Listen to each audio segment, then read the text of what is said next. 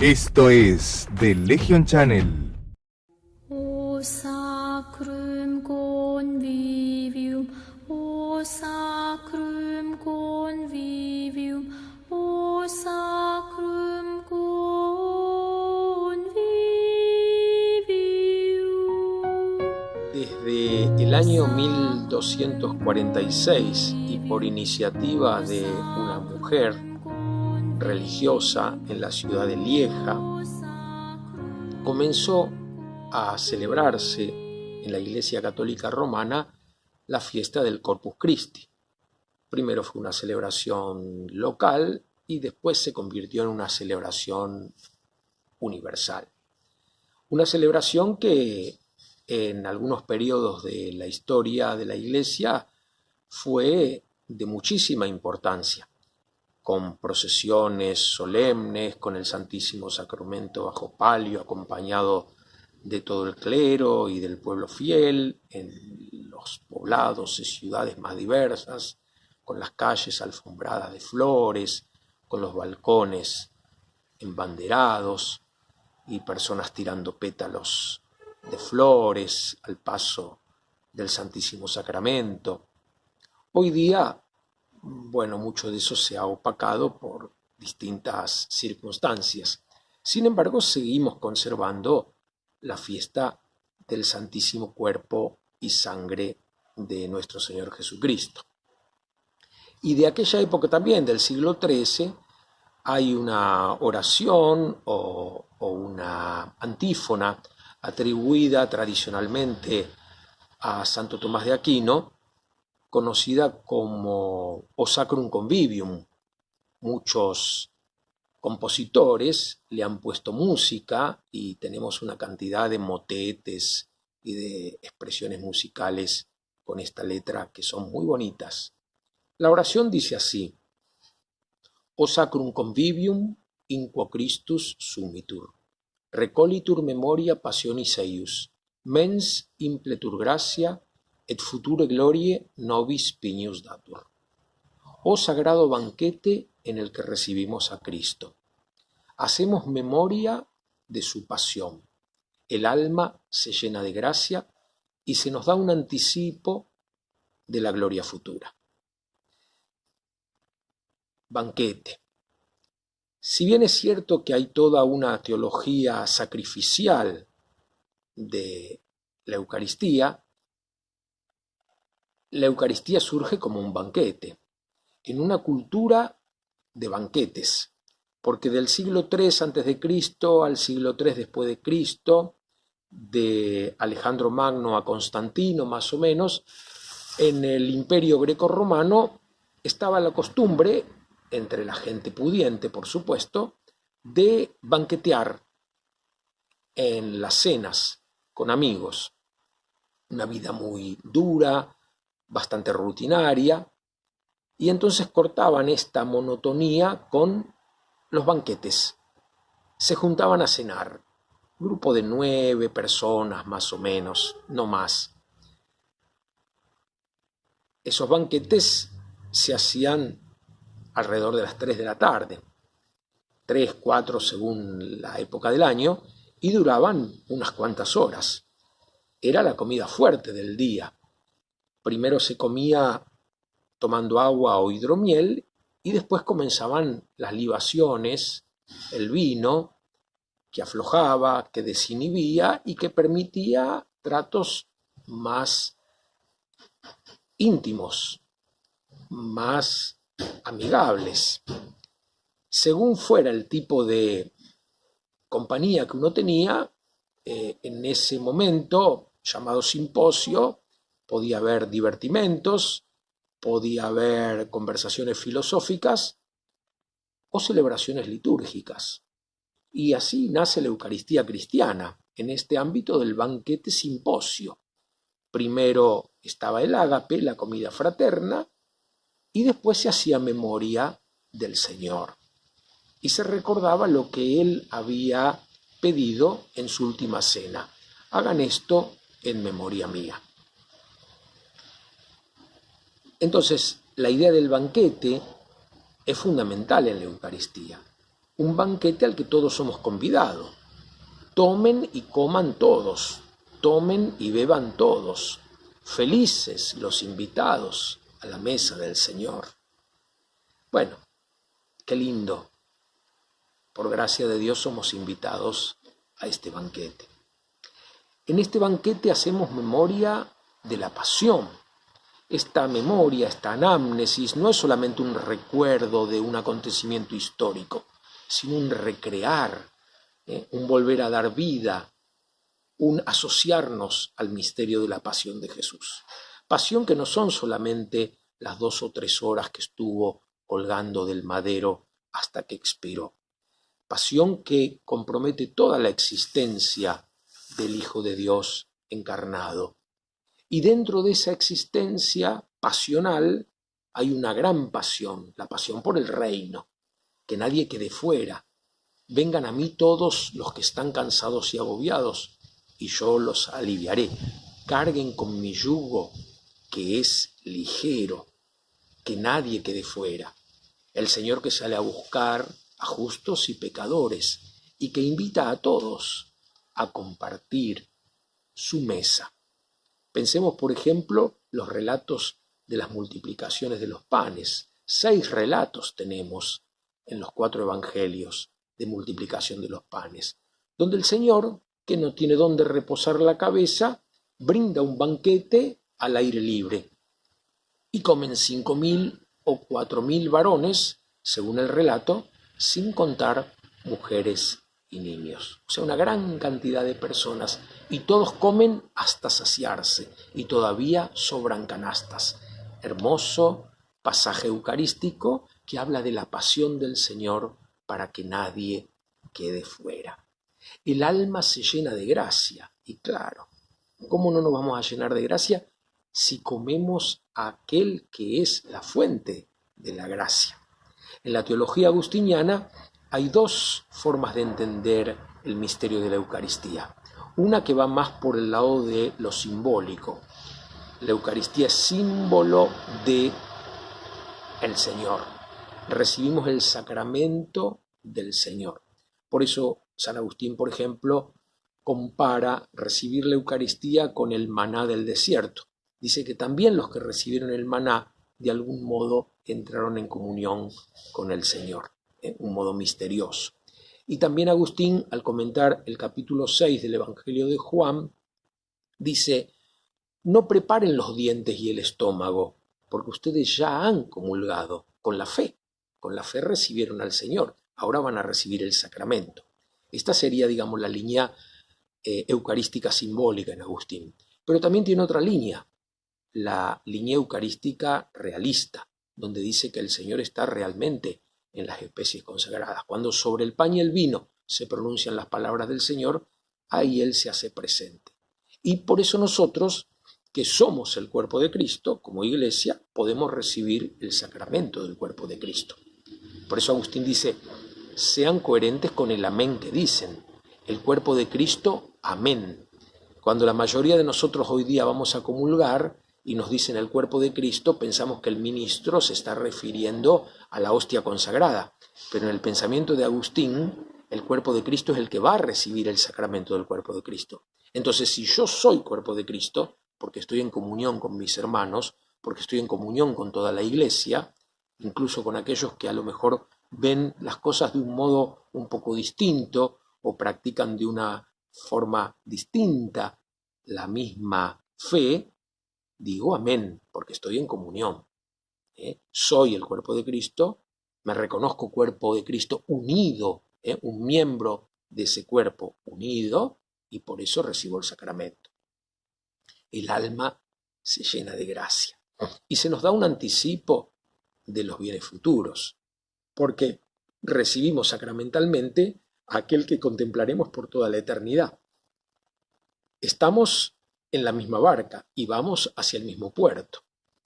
Todos esperamos encontrarnos con el Señor, porque en su infinita misericordia confiamos nuestra salvación. Qué lindo será entonces celebrar esta fiesta del Corpus con esta actitud de unirnos todos al banquete, de procurar que nadie quede fuera, que nadie quede excluido, que nadie se sienta cristiano de segunda categoría, tal vez porque no puede cumplir con toda la normativa que se espera, que se propone, pero conociendo nuestra debilidad, las distintas circunstancias de la vida, no todos pueden todo, decía San Buenaventura, y muchas veces nosotros no podemos todo. Por eso, cuando nos acercamos a comulgar, repetimos aquella hermosa expresión del centurión: Señor, no soy digno de que entres en mi casa, pero una palabra tuya bastará para sanarme. Que esa palabra que escuchemos en esta fiesta del cuerpo y la sangre de Cristo sea: tomen y coman todos, tomen y beban todos. Y que nuestra actitud sea procurar que nadie sea excluido de esta mesa, para que cuando al fin de los tiempos, en el domingo eterno, seamos reunidos de oriente y de occidente, del norte y del sur, de todos los pueblos, en esa mesa, junto a nuestro padre Abraham, a Isaac, a Jacob y a todos los patriarcas y matriarcas, profetas y profetisas, santos y santas de todos los tiempos, cuando seamos sentados en esa mesa, no cuando nos sentemos, cuando seamos sentados, en pasiva, el Señor nos sienta, el Señor nos invita al banquete, el Señor se nos ofrece como alimento. Ahí podamos juntos cantar: oh sagrado banquete en el que recibimos a Cristo.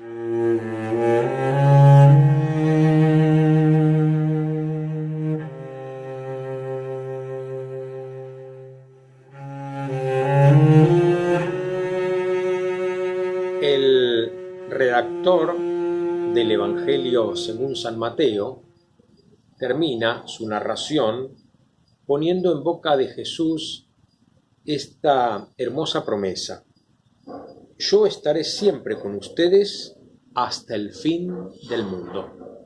Y en el apéndice canónico del Evangelio según San Marcos, en el último versículo, leemos: ellos, por los 11, fueron a predicar por todas partes, y el Señor los asistía y confirmaba su palabra con los milagros que la acompañaban. Esta presencia permanente del Señor entre los creyentes es algo que las distintas tradiciones cristianas que conforman la única Iglesia Santa, Católica y Apostólica han expresado de distintas maneras. Por eso creo que es muy importante que también nosotros, los católicos romanos, volvamos a repensar en esta idea de la presencia real y mística de Jesucristo, vivificando y sosteniendo a su Iglesia. Por eso me permito recomendarles el video que titulé La presencia real del resucitado, que podría haber titulado también Las presencias reales del resucitado, porque de muchas maneras, a lo largo de todos estos siglos, el Señor sigue estando presente en medio de su Iglesia. Y si seguimos el pensamiento de algunos santos padres, también tendríamos que decir que antes del nacimiento del cristianismo, también el Señor acompañaba. Porque aquella roca del desierto era Cristo.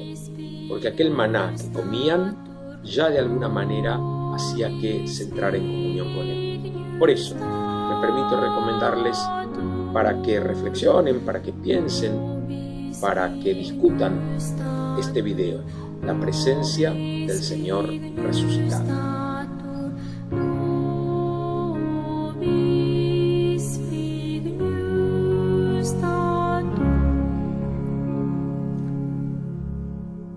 The Legion Channel. 4 evangelios canónicos terminan con relatos de apariciones del Señor resucitado. En el Evangelio de Mateo, que es el Evangelio que más se ha leído a lo largo de la historia de la Iglesia, el primero que aparece en el Nuevo Testamento según la versión actual, el capítulo 28 termina con estas palabras de Jesús. Y yo estoy con ustedes hasta el fin del mundo o hasta el fin de los tiempos. La presencia del Señor garantizada por Él mismo que acompaña a la comunidad. Al final del Evangelio de Marcos, capítulo 16, se dice que el Señor fue subido al cielo y está sentado a la derecha de Dios, y que sus discípulos salieron a anunciar la buena noticia por todo el mundo, y el Señor los asistía. La presencia de Jesús junto a los misioneros. En el Evangelio de Lucas, capítulo 24, tenemos el famoso relato de los discípulos de Emaús. Estos dos discípulos que van huyendo de Jerusalén, de los peligros de Jerusalén, y se encuentran con este misterioso peregrino, al que primero llaman extranjero e ignorante, y cuando llegan a la casa, él hace ademán de seguir de largo, y ellos lo invitan a pasar. Quédate con nosotros, que cae la tarde, que oscurece. Él entra, se acomodan a la mesa, y este peregrino, tomando el pan, eleva los ojos al cielo, bendice, parte y reparte. Y ahí los discípulos descubren al Señor resucitado, que se hace invisible, desaparece de su vista, el término griego aphantos, no lo ven más, pero sigue estando, porque si no estuviera Él presente, ¿con qué fuerza se animarían a enfrentar los peligros de la noche y los de Jerusalén? En este relato que nosotros los católicos vinculamos tanto con la Eucaristía, se nos dice que el Señor toma el pan, eleva los ojos al cielo, bendice, parte, reparte. Los mismos verbos con el mismo orden que se usan en el relato de la Última Cena, donde el Señor deja la orden de hacer eso en su memoria. Y los mismos verbos en el mismo orden que aparecen en el relato de la multiplicación de los panes, donde se nos dice que todos, sin excepción, todos comieron hasta saciarse. En el Evangelio de Juan nos encontramos con que el Señor les ofrece a sus discípulos ver sus llagas y a Tomás incluso tocarlas, meter el dedo, meter la mano, para reconocer que es Él, que está presente en medio de ellos. No es un fantasma. La presencia del Señor resucitado en medio de la comunidad se nos muestra a través de estos relatos. Y la Iglesia siempre ha sentido que el Señor estaba presente en medio de ella, haciendo que la gracia de Dios fluyera como la savia que fluye por todo el árbol eclesial.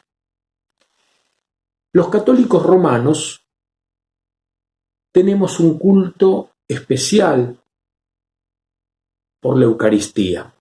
Celebramos los divinos misterios como nuestros hermanos ortodoxos y como algunos hermanos evangélicos, pero hemos también desarrollado un culto que va más allá de la celebración eucarística.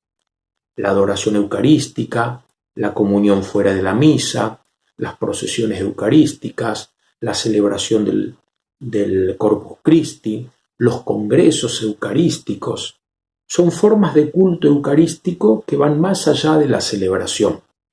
Y tal vez como consecuencia de la teología postridentina, hemos centrado demasiado la idea de la presencia real en la Eucaristía. Digo centrado demasiado porque el Señor está presente en su iglesia de muchas maneras. Cada vez que se celebra cualquier sacramento, el Señor está presente.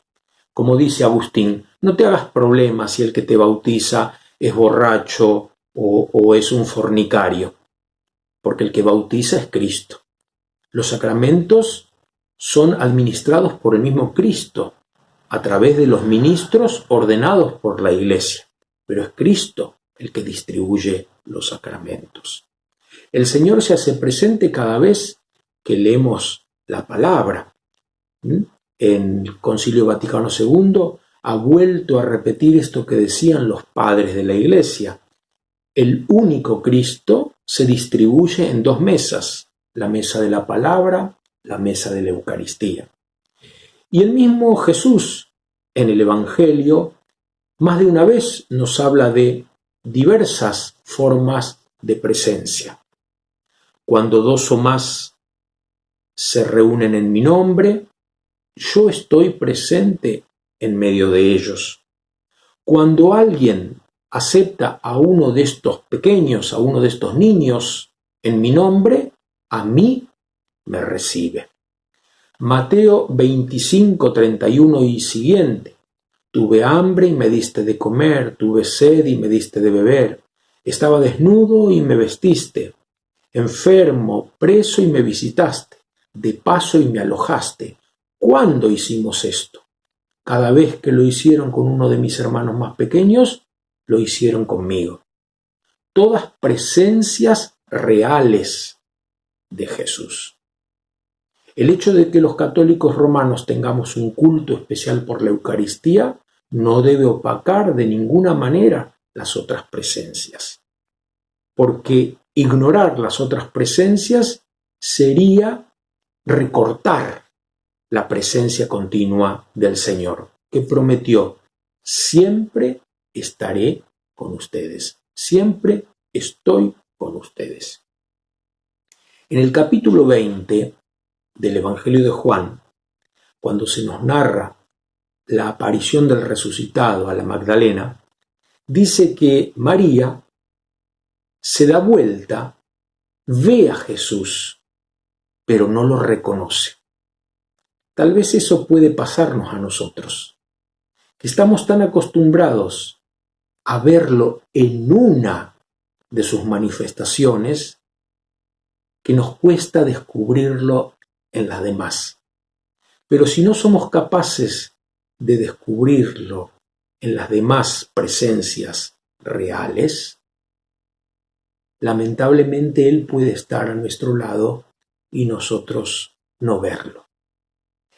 El Evangelio apócrifo de Tomás dice: levanta una piedra y ahí debajo estoy yo. El Señor siempre está presente. De un modo particular, para nosotros los católicos romanos, lo está en la Eucaristía, fuente y cumbre de la liturgia. Pero el Señor está de muchísimas formas. Y en la misma celebración eucarística, no solamente está en el pan y el vino ofrecidos y consagrados.